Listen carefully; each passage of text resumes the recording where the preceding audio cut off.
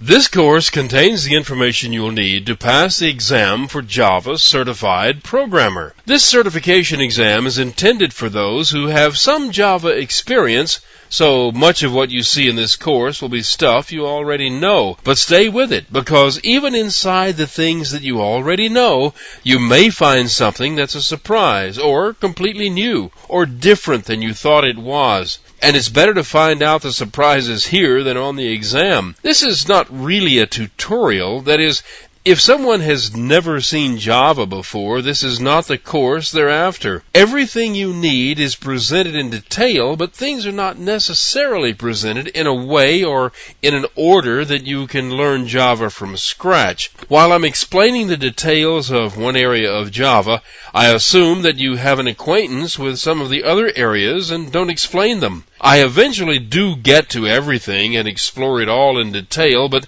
this course is not aimed at the rank beginner. Let me say this. If you are a rank beginner and you decide to go ahead with this course, that's okay too. You can do it.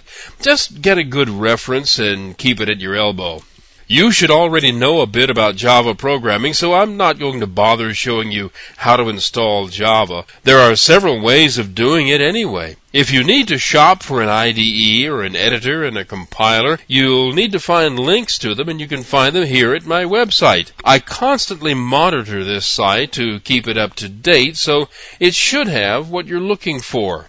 It's a fact that the only way to learn a programming language is to write programs. If you come across something in here that you've never dealt with before, stop and write a program using it. It doesn't have to be a huge program, just something that makes it possible for you to experiment with a thing that you're trying to figure out. If you do it that way, you'll understand how it works in such detail that no question about it will throw you.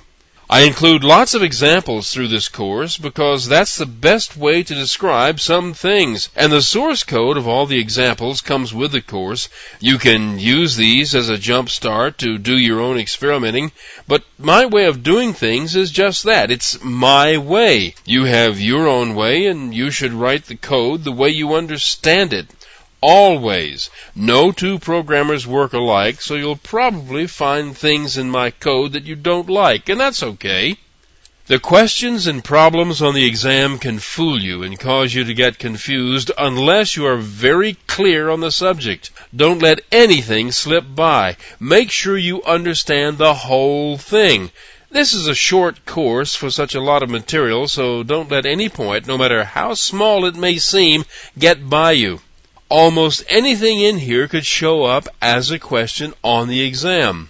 Oh, I put in some background information from time to time, but only when I think it's necessary for you to understand a concept. I mean, you don't really have to know anything about the history of C and Java, for example, but some things only make sense if you know where they come from.